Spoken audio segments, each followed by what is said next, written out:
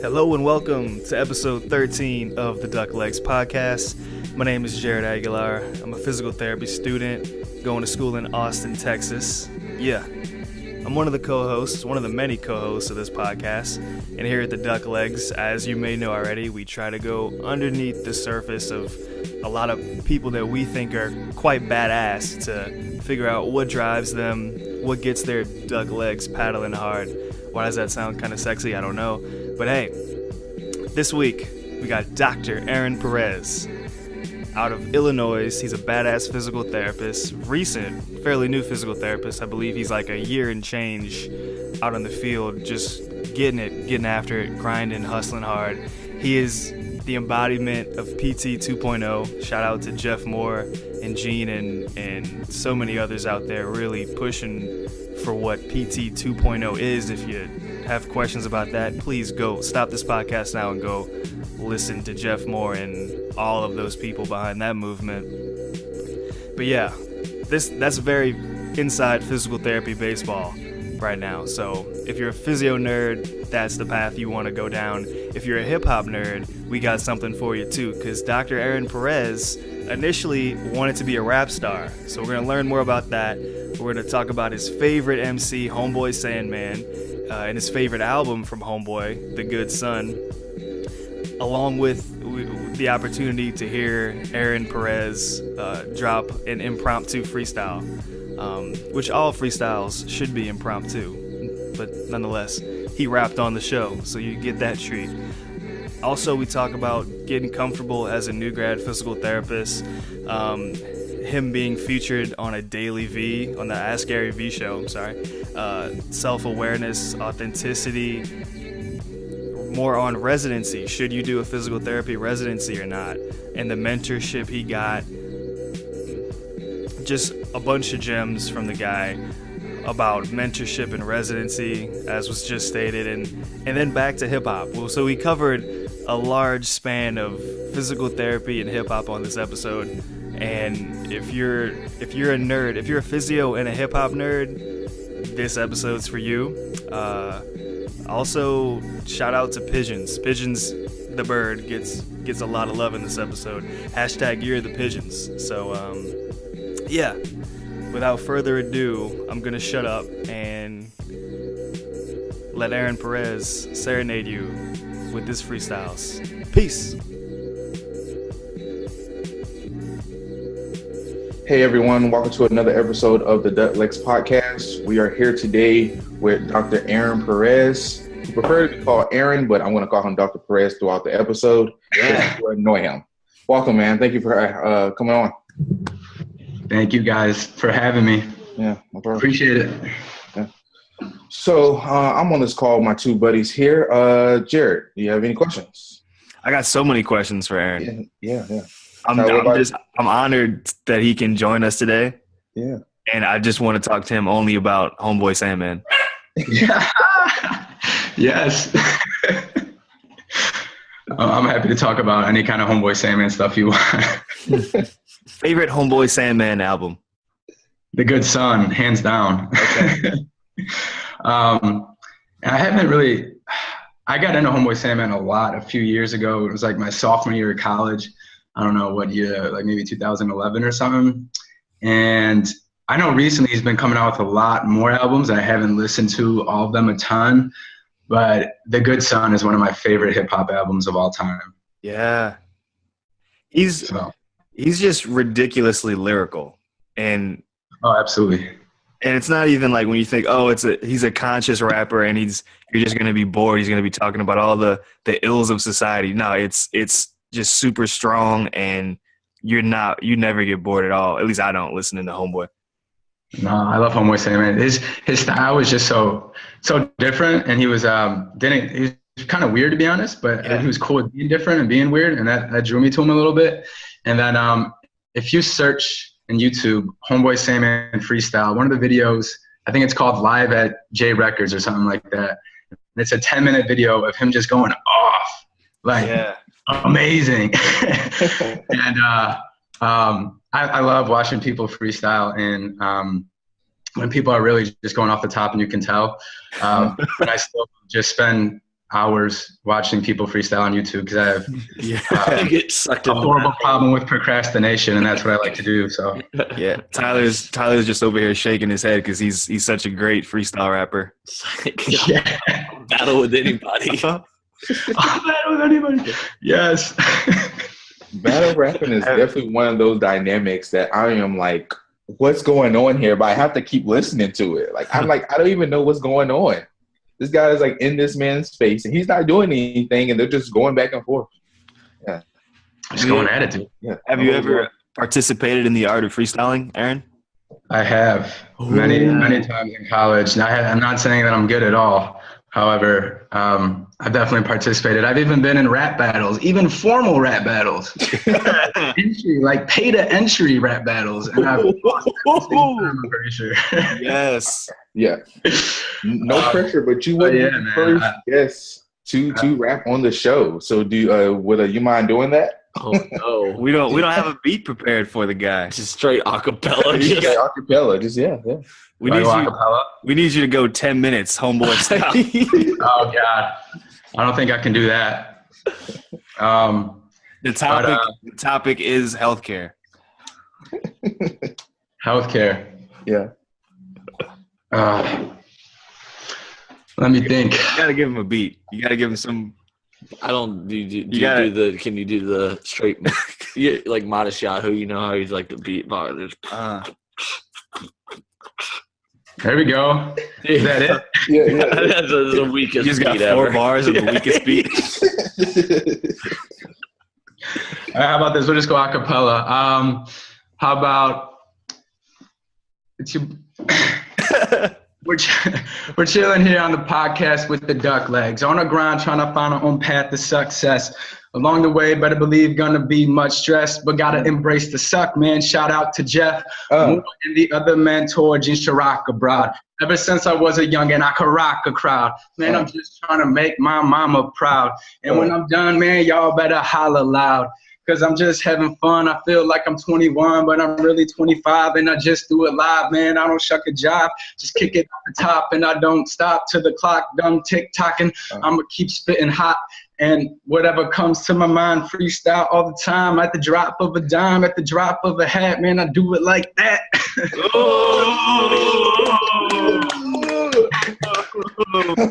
Damn. All right, if you guys get another PT to come on here and freestyle. Damn. I'll This is Jerry Aguilar with Hot 97. You just heard Aaron Perez go in and kill that shit. Drop the cool bomb.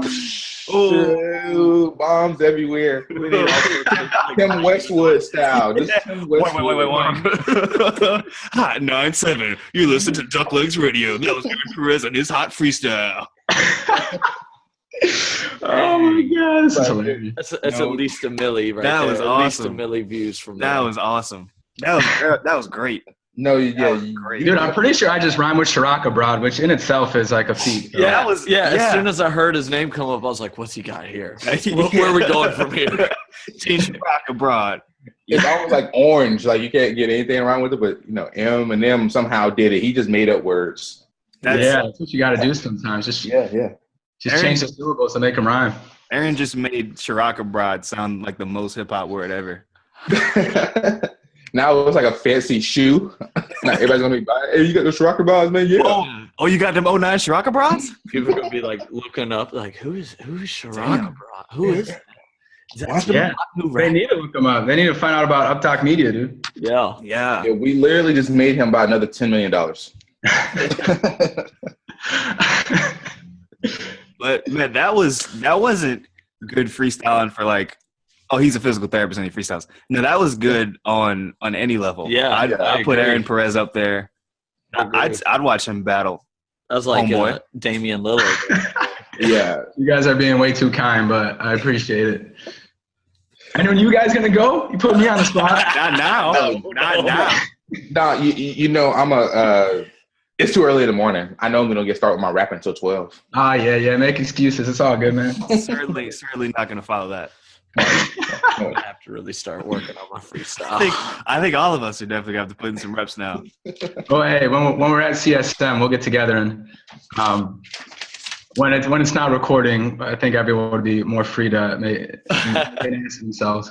Yeah, we'll make the freestyle physio mixtape. Freestyle physio mixtape, yes. Dude, Jared, we just got to find all PTs out there that are into freestyle and get them together. Jerry Durham. Jerry Durham? Yeah, Jerry Durham. Love BC Boys. He loves BC Boys. Oh, I know he loves BC Boys. Tell me Greg Todd wouldn't be down for that. Oh my God, I feel like Greg would for sure be down for that. This would be like the cheesiest thing ever, and we could flip it around and just kill it, man. Kill it. One long hip hop track with all the guys. Almost like We Are the World with like PT version and just my God. Yeah, just keep passing the mic over and over again. And these are the therapists that we know. Just imagine all of the ones that when I show up to CSM that aren't as well known. Man, they're just gonna crush it. Yeah, they're gonna crush it, man. You guys gotta You guys just gotta set up a booth at CSM for like that podcast, but just have like beats playing the whole time. Yeah, people like spinning rhymes. Oh my God. That'll be your CSM podcast. Just like PT's trying to rap. Yeah, I'm down. That's a genius idea. Hey, you know, it may not be too late to get in for a booth. It may not be too late. We might be able to try. I like how we're like the double meaning of booth at CSM. Oh, yeah. Double entendre, baby. Come in the booth. Oh, my God. It's hilarious. Yeah, right. But yeah, Aaron, so thank you again for being on. If, listeners now might have forgotten that you're actually a physical therapist and not a rapper. How long have you been practicing? Rap or PT? No. I've been a physical therapist for about 1.5 years now. Yeah. And you loving it? Yeah, man. I love it. I feel super lucky that, I found a career that I really enjoy and that I wake up excited for. And I spend tons of time in my free time just trying to learn more and get better. At such a young age, I found something that I'm really into because I know that it's not the norm. So, yeah, man. And you guys too. I mean, just the fact that you guys are doing a podcast and still in school and are this engaged in the profession so early in your career is pretty remarkable. So shout out to you guys. Gracias. Thank you, sir. Just trying to be like you over here. So I'm going to follow that up real quick with that small. So Aaron, for all the students out there, about how long would you say you were out there before you really felt pretty comfortable in your own skin and, everything started feeling like clockwork? I would say I'm still waiting for that point. So I've been out 1.5 years and I'm still waiting for that day. No, I mean, there's good days and bad days. I mean, some days I feel like man, it's just like people are getting better. Like I think I got this figured out. Like it's going well. And then you'll have days where it just seems like everybody's doing worse. And you're just getting your butt kicked in the clinic. But it's a roller coaster, man. You gotta take the good with the bad. And but overall, I definitely feel like I'm still at the point where I'm learning a lot and have a ton to continue to learn. So even on clinicals, it was the same, like you guys haven't been out on clinicals, right? You guys are about to go on your first one, you said? Right. Mm-hmm. So even on clinicals, I mean, even in my first one, it was an outpatient physical therapy clinic, and our clinicals are really short for the first 3. So I only spent 4 weeks there. But my CI was just really very positive, and there were times where I was like, man, I think like this PT stuff ain't too bad. It was only my first clinical, so that's so naive to think that. But I was like, I got this. And then, then the next day you'd be like, I don't know what the hell I'm doing. So it's just lots of ups and downs, but I think that's expected. And so those are still continuing, but slowly learning as we go. And also something else that's on your resume is that you've been on a podcast with Gary Vee. And is that correct? I wasn't on the podcast per se. I asked him a question for his Ask Daily V podcast that he does, and he was kind enough to answer it. Yeah. So I was kind of on it. Yeah. Let's just stick with you were on a podcast with Gary Vee. And the cool thing was that episode, he had E.T., the hip hop, Yeah. I think he's called a hip hop preacher or something like that. Yeah. And so that's like the two of my favorite people like out there on social media and stuff. And the fact that my question got answered for that episode was pretty cool. But Perfect, man.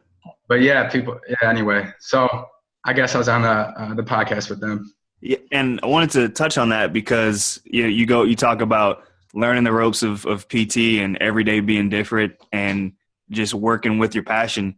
Because your question on that podcast that you were on with Gary Vee was about self-awareness, correct? Mm-hmm. Yeah. And I mean, I think that's the first time, because I was listening to that episode, and then all of a sudden, I see your profile pic and your name, and I'm like, oh shit, I know that name, and I think I follow that dude on Twitter. He's like a PT guy, and I reached out to you like right after that. It was like, hey, I know you, and you were on this thing that I like, and you said some things that resonated. And so, how did you feel about Gary Vee's response to your question about self-awareness, and if you can remember what that question was that you asked him? Yeah, the question was, because Gary Vee, for anyone who doesn't follow him, he's all about self-awareness, and he thinks that's like the number one strength that he has that allows him to be successful compared to other people who aren't comfortable or who know themselves really well. And being that we're in the Mentorship Mastermind group, and Jeff and Gene talk about self-awareness all the time too, part of the question that I had with regards to that is, when it comes to self-awareness, is it more about self-creation, so knowing who you want to be and kind of creating yourself to match that, or self-discovery, where you kind of go through life always searching for who you really are, and then like you eventually come to that realization? And I believe Gary's response was, first he's like, damn, that's a deep question. Yeah. Which is pretty funny. And then they kind of, I think, went on a little bit of a tangent, and then he eventually said, I think it's both. You need to know who you are and your strengths and weaknesses, but also who you want to be, and then how that ties into your goals, which is kind of where my beliefs were too. And my reason for asking it was, I feel like when people talk about self-awareness, they talk about this like not necessarily passive process, but definitely not like a creative process where you're really trying to change yourself, but rather you're going through life and trying to have different experiences until you finally come to a realization of you are this person that you were born to be. And I don't really believe that, because there are plenty of things that I know about myself that I don't particularly like, and that I want to change, and I want to create a person of who I want to be, right? So I have aspirations of being an educator within PT, and getting out of my comfort zone and speaking to crowds, and teaching on a more large scale kind of level. However, I'm totally uncomfortable doing that, and public speaking and things of that nature. And I'm generally a more shy person. So knowing that about myself, I can say that my goals aren't in line with who I know I am as a person, or I could say I want to create myself to meet my goals, which I don't know. It's a little bit about knowing yourself, but also creating the person that you want to be. In my opinion, I don't know if that's the right answer or not, but we're just trying to figure this thing out as we go. So what do you guys think? I think you shouldn't be afraid of anything, because you just came on here dry and did a 10-minute acapella freestyle. Yeah, true. So I don't see how. 10 seconds. It wasn't. But yeah, man, I mean, as you guys asked me to do that, my heart started racing. I felt a little nervous, but I think as you go through life, you just start to embrace those feelings of nervousness, and over time, it becomes not a barrier. So it's kind of the goal, dude, right? Yeah. Makes me think about this great TED Talk episode I heard where the lady on there was saying, fake it until you make it and then become it. Yeah. So if you want to aim at something, aim there, and you may not know it all at the time, but you fake it till you make it. Definitely have the knowledge behind it, of course, but eventually you'll become that great speaker that you want to be, especially starting off on this podcast rapping. Yeah. I feel like there's such a fine line between fake it till you make it and also being authentic, though. You know what I mean? Yeah. Right. So I don't know. I'd be really interested to know what kind of Gene and Jeff's take are on that, because they both preach authenticity so much, and I totally agree. But then there's also that suggestion of, fake it until you make it, and how that can be beneficial. So I think there's like a balance between the two. That's a great point and a great question. Mm-hmm. Yeah. I feel like a lot of times, like when it comes to things, maybe like public speaking, where you have to just go and experience it from so many people and then go do it yourself. So I feel like for me, like when I'm coaching, a lot of the times when you say like fake it till you make it, like I'll go take another coach's class, and then the next class, I'm very much like whoever's class I just took, because I'm kind of grabbing from them, and that might be like a bit of fake it till you make it. I'll just experience it, and then you just kind of like go and take from people, and certain stuff kind of sticks with you, and then certain stuff just falls off the part. But like as long as you're going out there and listen to ET talks, listen to Gary Vee talks, and just continuously going, there's certain things that just stay with you, and then you kind of become your own version of all those different things out there. Right. And the big point that I took from that is definitely having the authenticity, but quite frankly, having the confidence within yourself to just do it, not being afraid to take that next step. And you may not know where that takes you, but definitely having that confidence within yourself to say, you know what, I'm just gonna put myself out there and see where it goes. Yeah. Yeah, I totally agree. I mean, I think confidence is a huge, like one of the best traits that somebody could have. And there's got to be a balance between confidence and humility. Mm-hmm. But I think confidence can sometimes really get people much farther than skill alone. You know what I mean? Absolutely. So anyway, yeah, man, this is like getting like a deep introspective podcast, like right off the jump. Yeah. We can do it all. We can have you freestyle, and then we can question the meaning of life in the same. And then we can rap about the meaning of life. I mean, yeah. All right, you're up again. No. That's hilarious. Man. You want to hit him up. Also, give him a chance to be an educator right there, like physical therapy version 2.0. You want to hit him with that, Jared? Yeah. What do you think? I'm just saying, when we talk about physical therapy version 2.0, what does that even mean? That's for Aaron. That's for Aaron. That's for anybody listening. Yeah. Okay. Yeah. So, I mean, PT 2.0 is what, I hear Jeff and people like Mike Eisenhart and Jerry Durham talk a lot about on social media and things like that. And to me, PT 2.0 is about not settling for the status quo and striving to push physical therapy to be the part of the solution for healthcare that we can most definitely be, but not in the current way that we're being utilized, or the current way that probably the majority of the profession is really practicing right now. Kind of being honest about the good and bad within the profession, and trying to elevate the level of care across the board. And in my mind as well, because I'm getting more into the population health realm and just the general kind of pivot within healthcare and how we approach it, I think that physical therapy can really play a pivotal role in helping people stay healthy and not only treating people after they get injured. And man, like this really came to me when I was on my out in the clinic for the first year, after I graduated, and the fact that so many patients had multiple comorbidities, but that's not why they were seeing me. So they'd come to me with shoulder pain or back pain or whatever kind of pain complaints they were having. But on the intake form, so many of them had hypertension or diabetes or high cholesterol or poor sleep or chronic headaches and all these type of chronic diseases that I wasn't really even expected to address or getting paid to address, or in my opinion, like they were second thoughts or not even thoughts at all, but probably more important than the reason they're actually even seeing me. And it's so easy to get distracted by why the person came to see you, which is often because of pain, and not even address all those other things that are possibly more important health factors that need to be addressed. But the way healthcare is typically set up, we don't have a good model for for addressing those effectively. And so I think there needs to be kind of a pivot in healthcare to focus more on those and to help delay their progression and even prevent them from even happening, because we know the solution, and it's lifestyle management.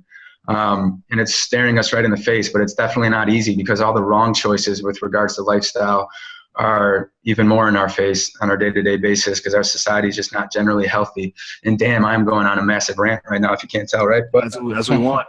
Yeah. That's what we need. But I feel like PT can really play a pivotal role in getting into that market and helping healthy people stay healthy, and not only treating sickness.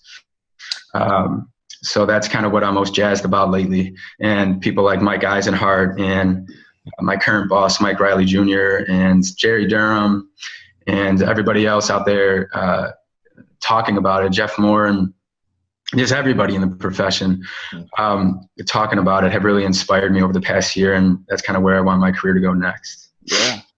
Right. So to follow that up and to put you on the hot spot a little bit, Dr. Perez, Don't call me Dr. Perez. you mind telling us, let's say if you have a patient with low back pain, or you can put any musculoskeletal injury behind it, or any vestibular, so on and so forth. Say if you had this patient, what would be your route if you were able to just control the healthcare realm? What would be your route to see this patient get better and not go into a deeper, darker healthcare system that we're currently living in right now? So just to make sure I understand your question, you're saying if a patient comes to me with low back pain but also has multiple comorbidities, how do I prevent the progression of that and not allowing them to get deeper into either their disease state or the healthcare system?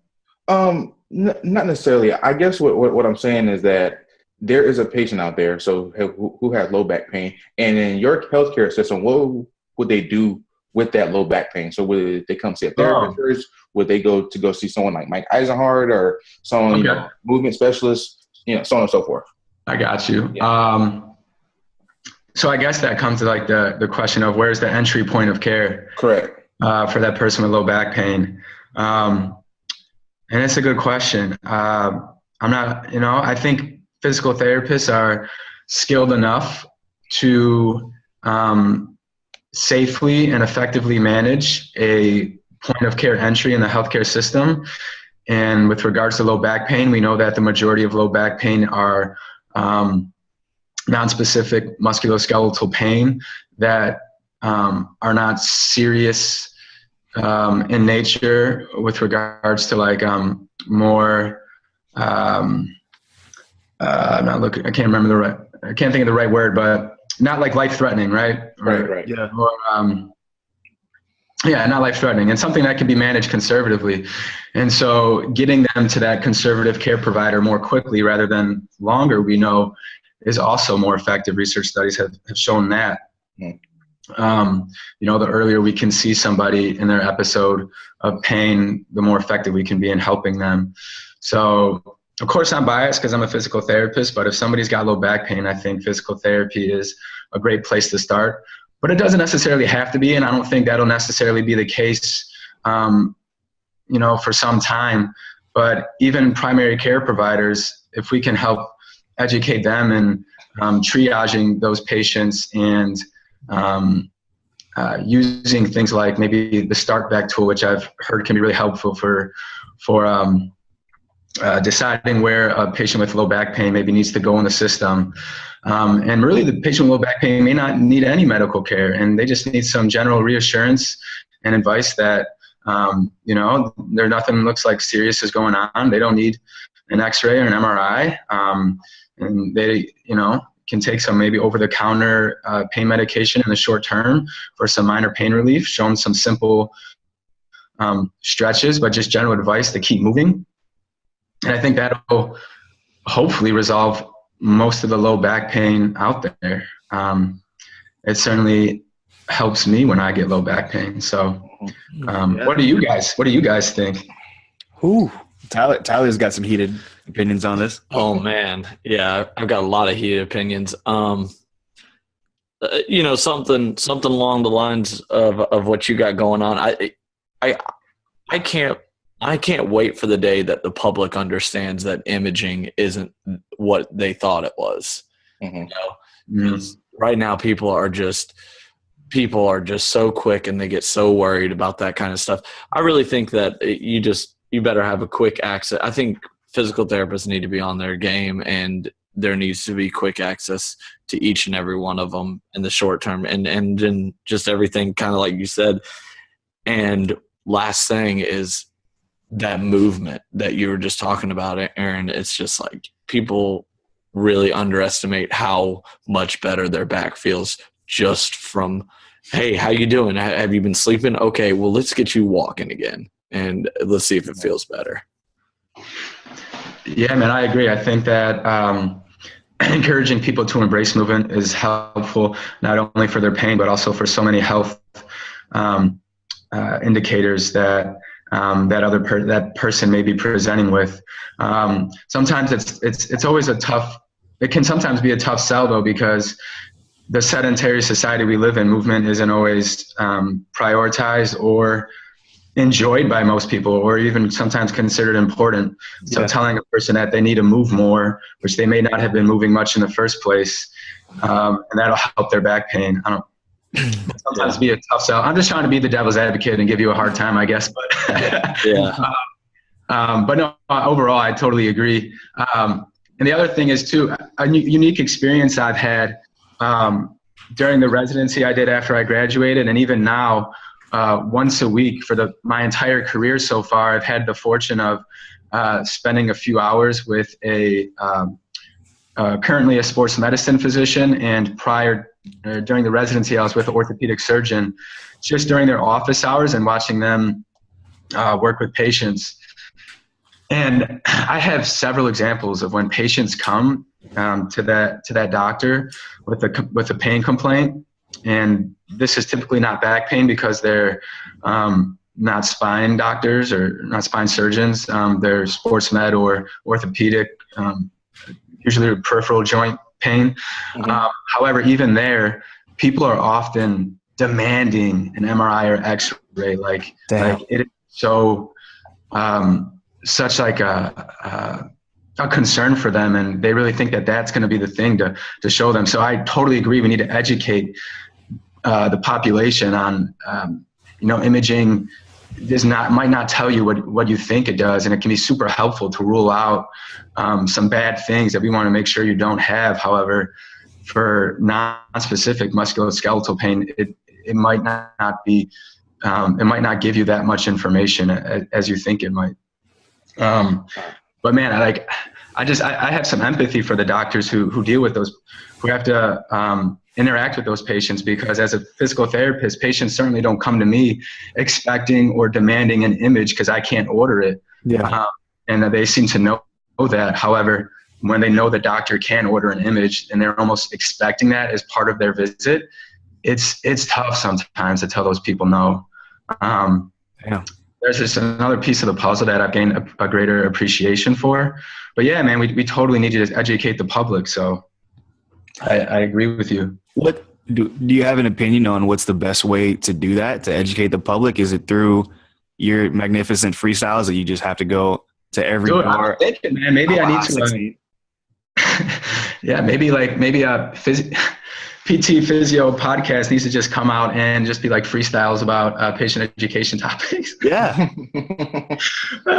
No, I don't know what the best solution is. I just think we need to do something, and something's better than nothing. So whether it's just getting on Facebook and doing Facebook Lives, or whether it's creating a website, or Periscope, or just wherever your audience is at. In my opinion, I think most of my friends outside of the PT world are on Facebook. So I'm starting to focus my efforts there as opposed to talking to my little PT bubble on Twitter.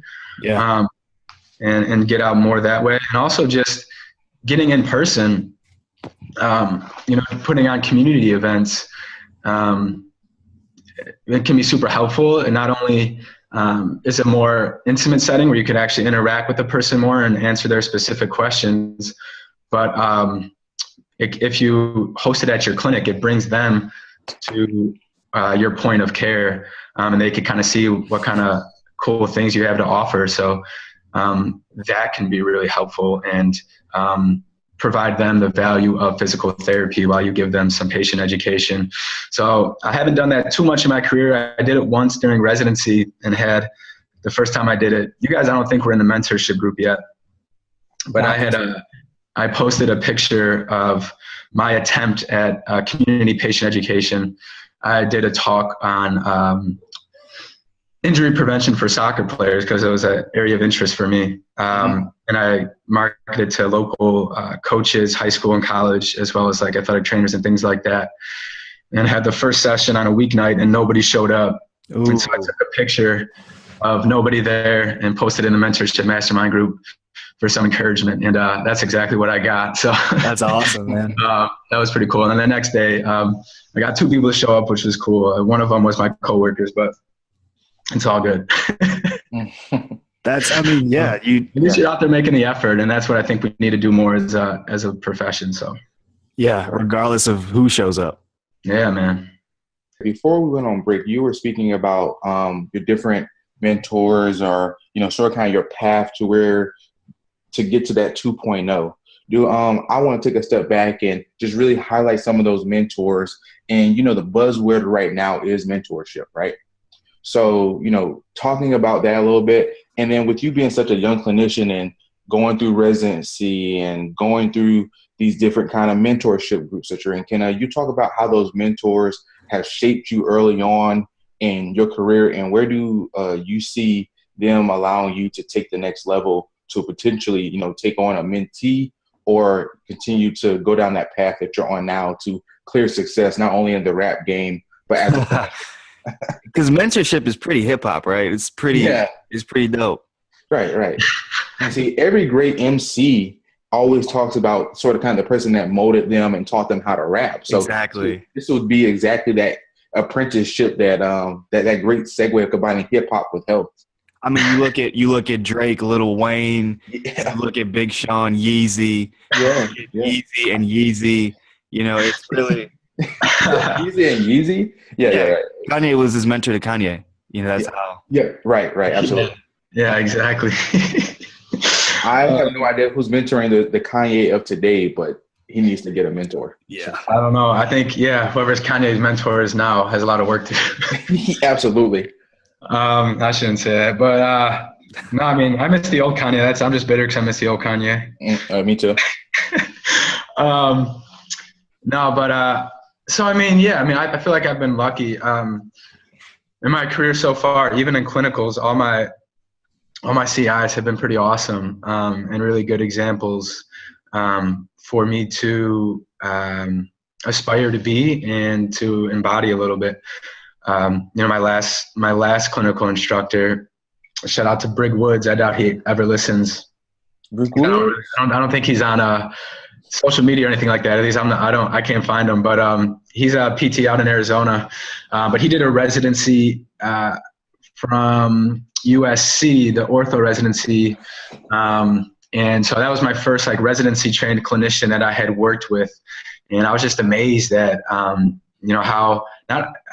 how efficiently he reasoned with patients, but also just his interaction with patients was incredible.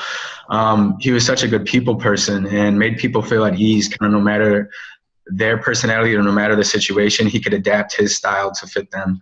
And that was really inspiring. And then even in the residency, my mentor was kind of unique because my main mentor was a clinician who was 3 years out, who graduated from the same program I did, who did the same residency I did after he graduated. So a very similar path, right? What? Yeah. Very odd how it all worked out. But very similar path that we both took on, and just seeing that he was 3 years out of school when I started the residency. And at the level of clinical expertise, the level of clinicianship he was performing at only 3 years out was pretty inspiring to me. So overall, I would say the biggest kind of takeaway maybe I've gotten from my mentorship experiences so far are just continued inspiration to do better and get better. And be willing to pass that on when I'm at the point that I feel that I'm able to.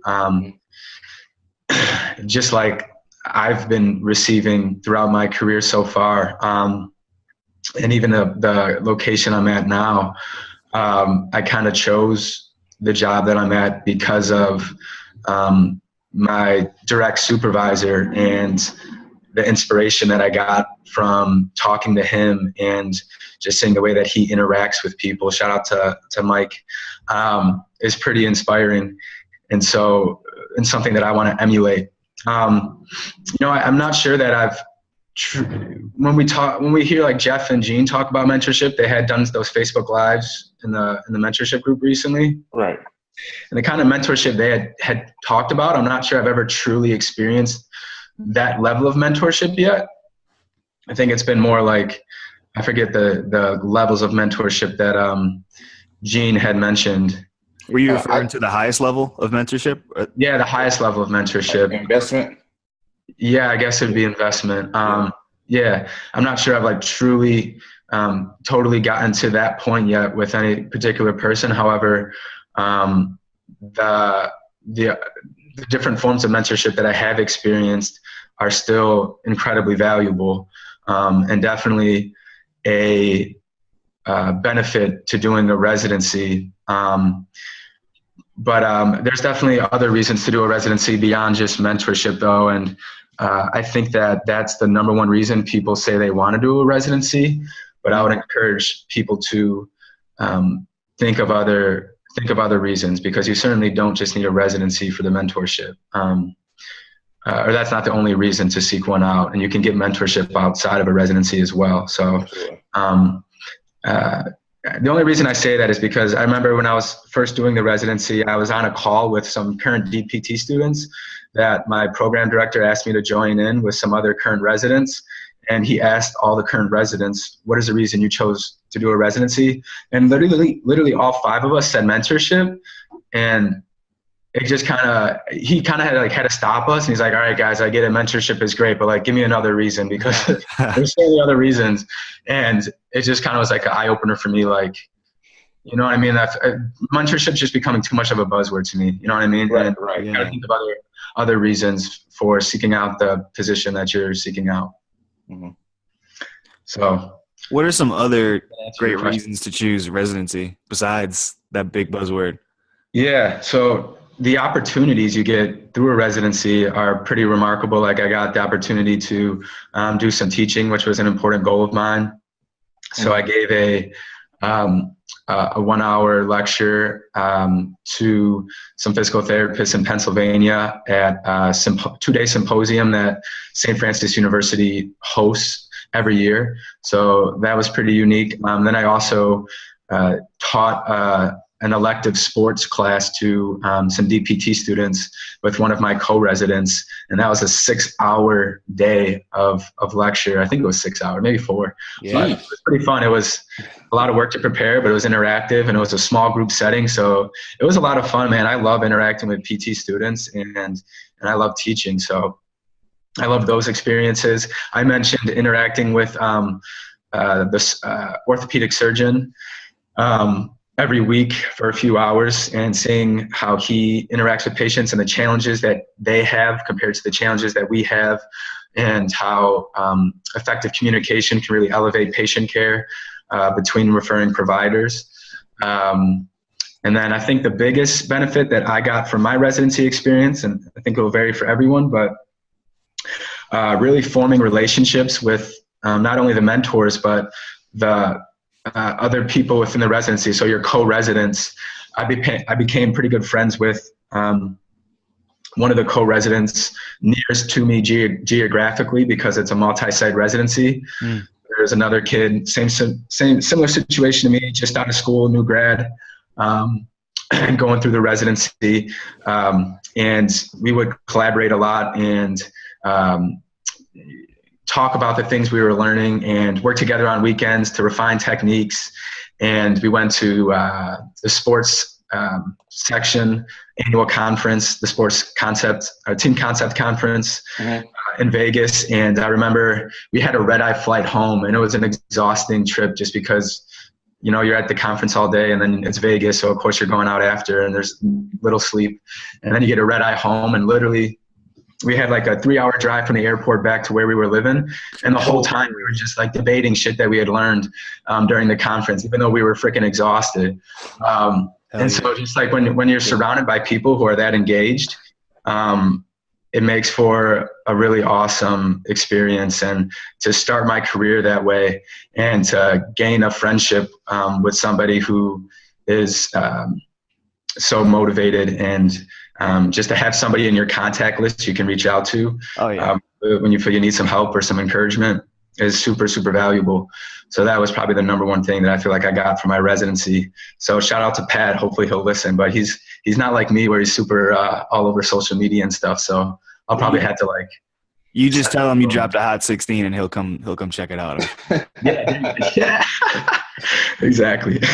So the follow-up question I had with all of that, so you receive the mentorship, or you receive the residency, and you gain a vast knowledge of skills, clinically, relationship wise, and just adding a trajectory onto your career. Do you believe that residency should be a mandatory situation, or should it be optional, and why? I think that's a good question. That was always something that I was really wondering myself when I was coming out of school, and I was super like laser focused on residency and kind of not looking any other options, which I don't think was the right move at the time. I got lucky that it worked out, but in my opinion, the way that the cost of DPT education right now, to ask students to take a hit financially right out of school when they have those loans just starting up, isn't realistic for probably a lot of people. Okay. And I know some people that are still doing it regardless because they're just that motivated, and so much props goes out to them. However, it's just not a total realistic option for everyone. I would love for residency to eventually become the standard and to become what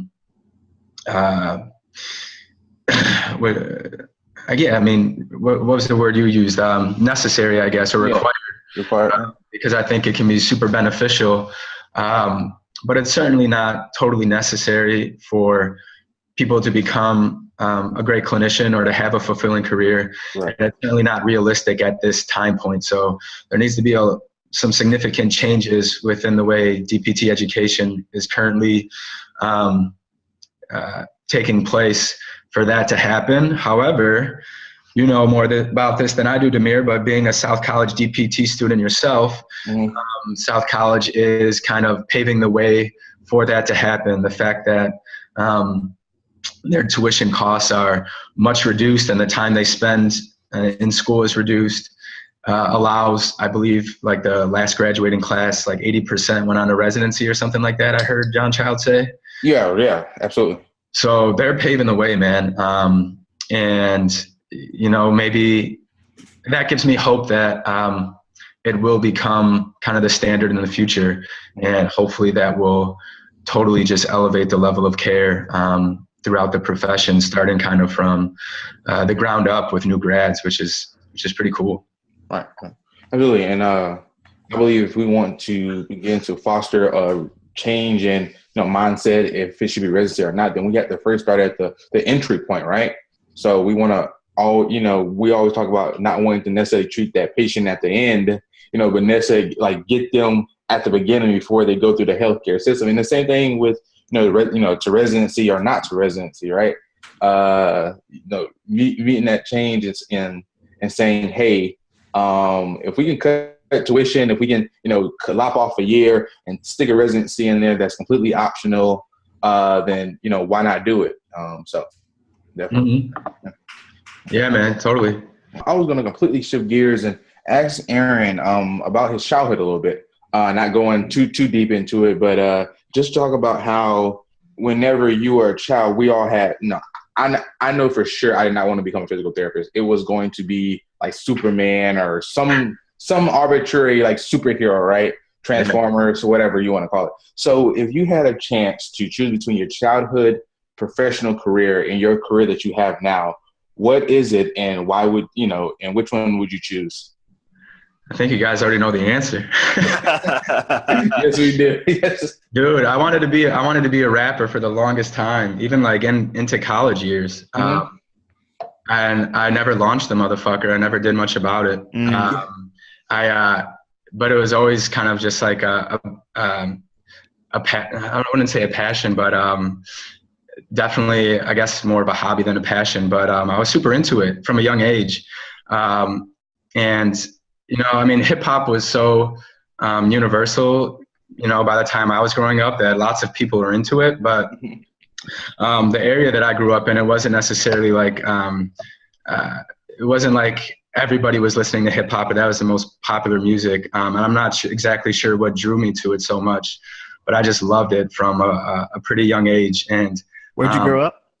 I grew up south side of Chicago, but it wasn't, it was definitely an urban area, but it wasn't in the inner city or in a place that where hip hop was like the predominant influence in the culture. You know what I mean? Yeah. But yeah, I grew up in the city of Chicago on the south side. Chicago. Yeah, Chi-Town. And that's certainly a big hip hop area, but it's not like all my friends, that was like what they were listening to, but that's what I was listening to. And dude, I don't know why, like my parents from a young age, they would buy me the CDs that I would ask for. My mom would just be like, if you listen to this, like, don't be going around and like repeating the words that you hear or whatever. I'd be like, oh, I just want it for this one song. That's all. I'm not even going to listen to the other stuff. But I would like convince her not to buy me the edited version of the songs. Yeah. Then it's just like, oh, bleeps, mom. Like, that's not worth it. Like, you gotta, like, I need the raw version. I need that advisor. Yeah. I mean, going back, I'm not sure I would buy my own kids some of the CDs that they bought me, but like, I love them so much for doing that because it fostered my love for it. And dude, I was listening to every song and memorizing every single lyric. What albums, what artists were your early influences when you first fell in love with hip hop? Eminem for sure, who's still probably my favorite rapper. I think the first CD that I got from him was the Marshall Mathers LP, and then I went back and got the Slim Shady LP after that. Yeah. But you could name a song and pick a verse off of either CD, and I probably know it by heart. So Eminem for sure. And then I know Kanye, but he was a little bit later when he was starting to get popular because he was from Chicago, so that was huge. There was a time in high school where I was kind of really into Joel Santana and the whole Dipset crew. Dipset Burt Gang? Dude, I'm still waiting. Me and my friend joke about it. I'm still waiting on Born to Lose, Built to Win. That album was supposed to come out in like 2008, and it's still never gonna come out. That was a Joel's one? It was a Joel's one. It was supposed to come out. It never did. But even going back, like I started to go back into hip hop at a young age, and like some of the people more old school and like Young Emcee. I love his stuff. Like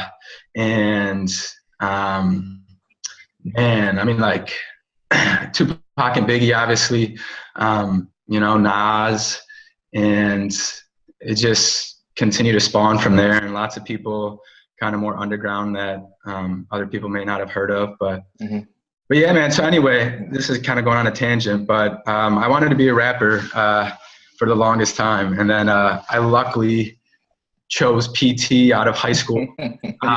And as I got into grad school and got into it more, I started to fall in love with it and spent a lot less time on Two Dope Boys and all the hip hop blogs. A lot more time on all the PT blogs, and became kind of a nerd. But I still love hip hop and listen to it frequently. So you can never leave hip hop officially. Yeah, man. How about you guys? Did you guys have a something you wanted to do besides PT? I know I always wanted to be a doctor. I just didn't know what kind. Okay. Yeah. It wasn't until like my first semester of college where I decided to make the transition and from orthopedic surgeon to physical therapist. And we have a whole different podcast about why I decided to do that. But yep, always wanted to be a doctor. That's awesome, man. straight out the womb getting that doctorate. Yeah. Coming out the room with the lab coat. And then there were this, I play sports. So, every childhood, every child that plays sports, he wants to become the next, superstar in it. So, whenever I'm 5'4", and yes, I'm saying my height, 5'4", 5'5", in 10th grade, I sort of kind of had to start picking my options other places. Not tall by any means. That's 5'4", straight muscle though. All muscle. Yeah. So it was So like recruiters would say, "Hey, dude, you get the size, the quantitative size, the strength, so on and so forth. But man, you are not growing one bit." And I was like, "Yep." So, hey, this is where I am. So start looking towards medicine. You can be any height in medicine. That's right. Yeah. Well, what about you, Jared? I don't know. I kind of bounced around, man. I know, like, kind of like Aaron. It was like after in high school, you kind of think about, well, I like exercise and I like fitness. I think this PT, this physical therapy route, seems to be a close relationship to that, and I'll pursue that. But in the other realm, I'm still, besides hip hop, I never went like, I think the rapper career would be my path. But I did think I do like comedy, stand-up comedy and other stuff. So in the back of my head, I still kind of have fantasies about being on stage and doing stand-up and that's doing awesome. Little improv bit. So yeah. Dude, I can tell just by seeing you on your Facebook Lives and stuff, you're very comfortable in front of a camera. I could see you being comfortable on stage and stuff. Dude, you got to check out a video that I just shared on Facebook the other day. I don't know if you saw it. Maybe you've seen it shared elsewhere. But this one dude is going door to door selling cleaning product. Yes. Oh my God, dude! I don't know what his name is, but he had me dying. Oh my. Was he's intentionally trying to be funny, or is it just this is natural? Oh, you didn't see it? I thought you sounded like you saw it. No, yeah, he's selling cleaning product to people, but he's doing it in a way that's very comedic, and he's just like on a roll. And the person that he's selling to is just like dying laughing, and That's awesome. He's like, most people just buy this shit because they think I'm funny, and I was like, dude, and I guess he had mentioned in the video that Jamie Foxx got his start going door to door or something like that. I don't know if that's true. Wow. But he had mentioned something about that in there, and I was like, dude, this guy's about to blow up. That's beautiful. He was hilarious. You got to see it. Go to my Facebook page and you'll see the video on my timeline somewhere. For sure. I will make one comment real quick. Nas, embarrassing moment for me. Everyone talks about Nas' first album be one of the greatest, right? So I thought the first album, me being as, I thought I was as versed as I was in hip hop. I thought the first album was the album that had the Lauryn Hill song on it. You talking about Illmatic? Yeah, that's the second one, correct? I'm not sure. Anyways, so I had a very embarrassing moment like 2 months ago where I was like, and I'm like listing all the songs off his second album. And it was like, that's the second album. So I heard the first album and I did not like it at all. I was like, what is the hype about this one? The second album was really, really nice, but the first album was. I'll get Aaron to check the facts on this, but it looks like I think Illmatic was released in 1994 and then It Was Written was released in 1996. Yeah. Yeah, whichever one has Lauryn Hill on it, that's my favorite one. The one before, like, I guess his first album that everyone touts as great. So If I Ruled the World with Lauryn Hill, that was on It Was Written, and that was the second one, right? Yeah, so you're trashing on Illmatic. Yeah, I'm trashing on Illmatic. What? Yeah, dude, I didn't care for that one. Once I listened, I was like, I didn't find a song on here that I actually care for. But even Life Is a Bitch? Life Is a Bitch is on here on Illmatic. Yeah, dude, I'm trying to tell you. Represent? It Ain't Hard to Tell? The Genesis? New York State of Mind? None of those songs like even struck a bell, and I haven't even heard it before. So, anyways, just to throw that plug in there, and we can completely get away from that topic right now. But we could stay on the hip hop topic. I want to bring up something that before we went live, we were talking about rappers and things like that, and how Jared's from Austin. First of all, Jared, are there any dope Austin rappers that I should know about? First of all, I just want to clarify, I'm from New Orleans. So you're from New Orleans? Yeah, originally from New Orleans and Louisiana, and that's are you a huge Weezy fan? Weezy. Let's take it back before that. I was a huge Hot Boys fan. Ooh. All right. And to set the record straight, back in the day, Hot Boys, it was all about your boy Juvie. Mhm. We all know that. Yeah. And that's why Juvie wanted more money. A Juve. You ever hear the rapper D1? Yeah, he's that the guy that did the loan rap? No, I might be wrong. Paying back my student loans. No. D1 is he's kind of a positive rapper from or like positive message rapper, right? From New Orleans though, but really really talented. You should check him out. Hell yeah. Anyway. Yeah, you asked about the Austin scene. Yeah, Austin scene. There gotta be some. Oh yeah, it's popping. There's shout out to the Austin Mic Exchange every Tuesday having freestyle performances and showcasing local acts. My classmate, fellow classmate in the Flex program, Promise Udo, you can find him at his rap name, producer name, Black Da Vinci. He is performing. He is still performing and showcasing his beats all around the Austin area while still going to PT school. So we have labs on the weekend, physical labs, and there was this little story about him. He had a performance late Friday night. Like he went on at maybe 1 a.m. on a Friday, and then had physical therapy lab starting at 8 a.m. So that's his hustle. Shout out. Living hip hop and doing physical therapy at the same time. He's my new favorite PT. Yeah, living the dream. For sure. Yeah, Austin's budding, man. We've got some cool vibes coming up. That's awesome. And then I was kind of, before I had asked that, we were talking about just Texas hip hop scene in general, I think, and how Houston just produces the rappers with the best voices of all time. Oh yeah. I don't know what's in the water there, but like Bun B and Zero and Pimp C and all them just have like the best rap voices ever. Pimp C and Pow Wow. so shout out to Houston. Yeah, oh, absolutely. H-Town. I remember because when Katrina hit, I moved to around the Houston area with my cousin, and that's like when Houston was popping. Like Chameleonaire was popping, Paul Wall, and and Slim Thugger was coming with that vote. I still mess up the tipping song, and everybody was like tipping on Vovos. Yeah, and Chopping Screwed was huge. Yeah, Mike Jones was coming out, and it was just like all these. I said Mike Jones. Who? Mike Jones? Yeah. Who? Mike Jones. Mike Jones, Stay Flossin' is still like one of my favorite songs of all time. Yeah. Yeah. Oh yeah. And Mike Jones did not have to work as hard on any of his songs because he would just eat a lot of his verses. True. It is true. That is true. Like he did half as much work as any other rapper.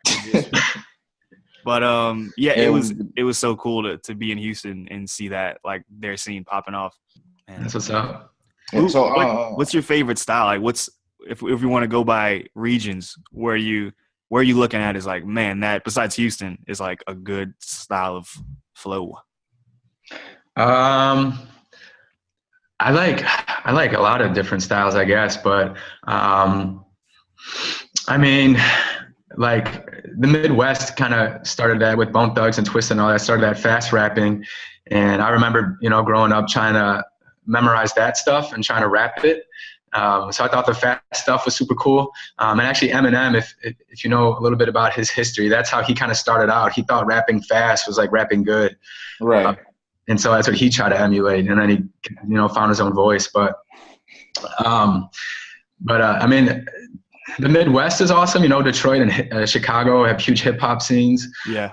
The West Coast, that laid back vibe is awesome. And then New York, that kind of more rough and rugged vibe is also dope. But hip hop is so everyone's, for the regionally, I feel like there's no real true regional sound much anymore because you can be from anywhere and sound like anyone. Yeah. So it's all good. I've just always been more into lyrics and lyricism and less, the beat is kind of an afterthought for me, although of course a good beat's always good. But I like to listen to the words and memorize it. Yeah, man. Yeah, Do you have any recorded tracks out there? I have no recorded tracks. You have no recorded. There's no Aaron Perez mixtape. God, dude, there's no Impress mixtape. I'll tell you this. I'll share some embarrassing info.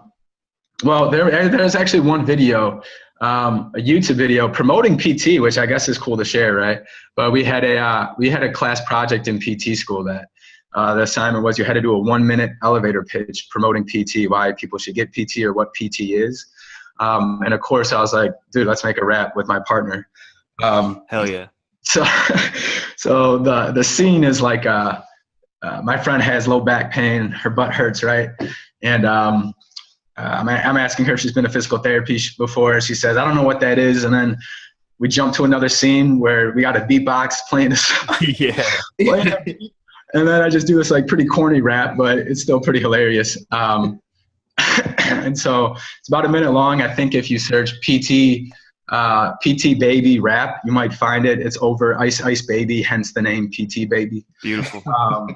So that's a recorded thing. But we'll put that in the show notes. No. So yeah, put that in the show notes exactly.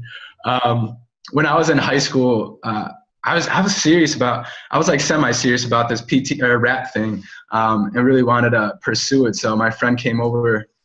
And he's really into music, is still into music, and is in a band and is toured around the U.S. and plays a lot of shows in Chicago where he lives. But he came over with some recording equipment, and we tried to record a few songs that I had written to the beats that he was making, and it was so bad. Yeah, it was embarrassingly bad. I didn't know how to flow over a beat. I was nervous when I was doing it. It just sounded so shitty. It's hard, man. So, and that really discouraged me for a while from continuing to pursue it, though I'd always like still come up with raps and stuff, but I never really went in and like recorded it. I just did it for fun since that time. But he might still have those horrible, horrible songs somewhere on a very old laptop, but I hope that laptop is broken and destroyed and all of that is just gone. All that gold. Right. Yeah, dude. 16 bars of fire. 16 bars of fire. Just real quick, Aaron, we've been promoting this cool new section of the show that I dropped a few episodes ago. Just real quick, do you mind telling us what is your favorite duck? So, of course, the podcast is the Duck Legs podcast, so we want to know what is your favorite duck? Just real quick. Man, I must have not heard any recent episodes. I don't remember you guys asking that to people. Nope, not out yet. Those are all unreleased episodes. Yeah. Nice. I'm not a duck aficionado. I don't know too many ducks, but the first thing that came to my mind, it's probably a bad response, but I don't even know if a pigeon is a duck, but I'm going to say pigeon because they're not afraid of anything, dude. They're always in the city and they don't fucking move for anybody. You can like kick them and they don't fucking move. That's true. Yeah. We should all be more like pigeons. Yeah, dude. They don't give a fuck. They got no fear. So shout out to pigeons. Yo, shout out to pigeons, man. Pigeons be doing it, man.